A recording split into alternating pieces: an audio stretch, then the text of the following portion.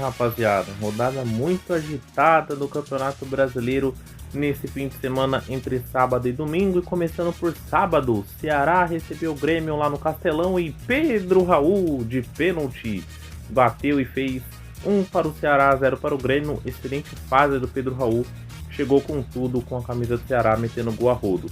E no segundo tempo, o Grêmio saiu com todo mundo, foi para dentro da grande área o goleiro, 45 do segundo tempo, o Ceará recuperou a posse de bola e Matheus Araújo bateu de fora.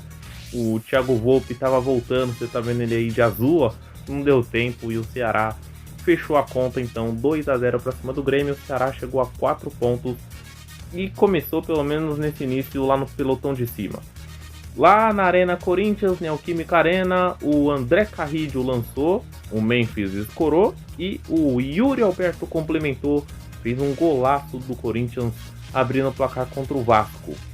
E ainda deu tempo para o segundo no primeiro tempo. Na jogada do Yuri Alberto, ele lançou a bola, o Memphis dominou e tocou na saída do Léo Jardim, ampliando para o Corinthians 2-0. O Corinthians em casa realmente é uma equipe muito forte. E no segundo tempo ainda deu tempo de fechar o placar no final. Angel Romero lançou, o Memphis finalizou fraco, o Léo Jardim defendeu e ia na passada. O João Vitor acabou fazendo gol contra a lei do ex em questão reversa, né? Porque o João Vitor já jogou no Corinthians, mas hoje pelo Vasco acabou fazendo gol contra. 3-0 Corinthians em cima do Vasco, também chegou a 4 pontos.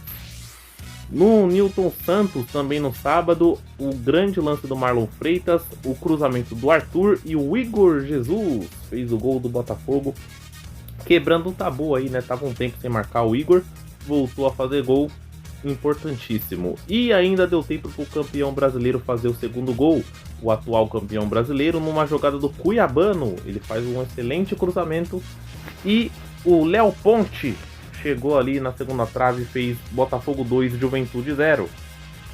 Hoje, já no domingo, o Fluminense no Maracanã recebeu o Bragantino e o Lima, após um chute prensado ali do Canóbio, o Lima ganha do goleiro e faz o primeiro gol do Fluminense.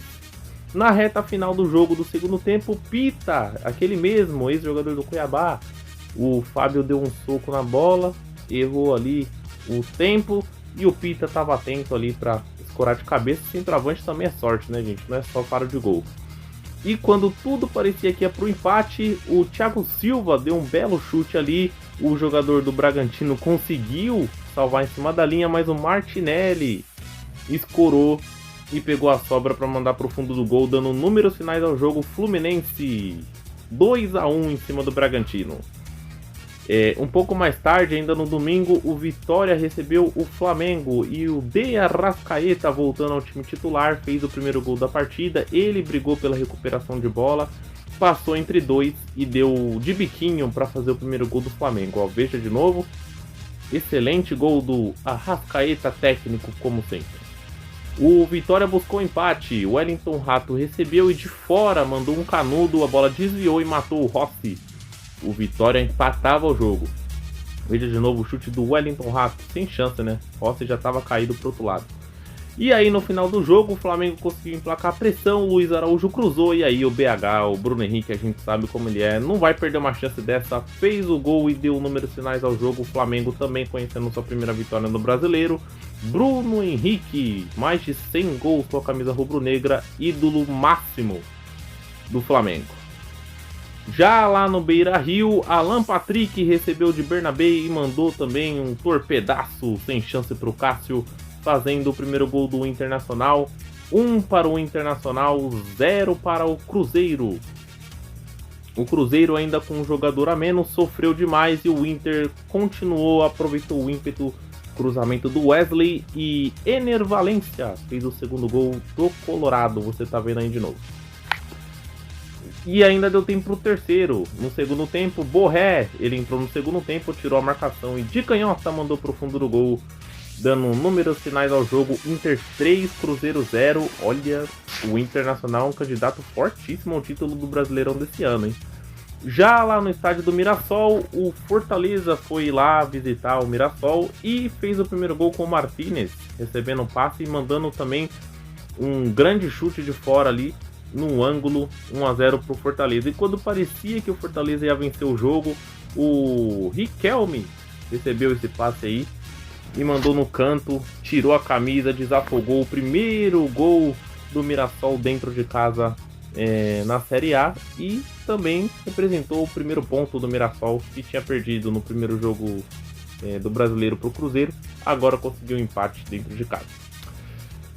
Lá no estádio da Ilha do Retiro, o Palmeiras com um pênalti de Flaco Lopes fez o primeiro gol do jogo. Flaco Lopes convertendo o Palmeiras 1-0 no Sport. E num grande lançamento do Lucas Lima, ex-Palmeiras, o Christian Barletta, ex-Corinthians, pegou de primeira e empatou o jogo ainda no primeiro tempo. Um excelente gol, olha que lançamento do Lucas Lima, que fatiada, e o Barletta estava ali atento para fazer o gol. E quando tudo parecia que ia pro empate, no final do jogo, o Rafael Veiga sofreu um pênalti deveramente contestável, né? Muitos vão contestar, mas fato é que o Piquerez bateu e deslocou o goleiro, dando números finais ao jogo. Palmeiras 2, Sport 1. O Palmeiras também, que tinha empatado no primeiro jogo, venceu e chegou a 4 pontos. Na Vila Belmiro, Eric recebeu esse passe, tirou o goleiro Brazão e fez o primeiro gol do jogo. Bahia 1-0 em cima do Santos. Um Bahia que fez um excelente primeiro tempo na Vila Belmiro, mas não conseguiu transformar esse domínio em muitos gols, né? Conseguiu fazer esse gol.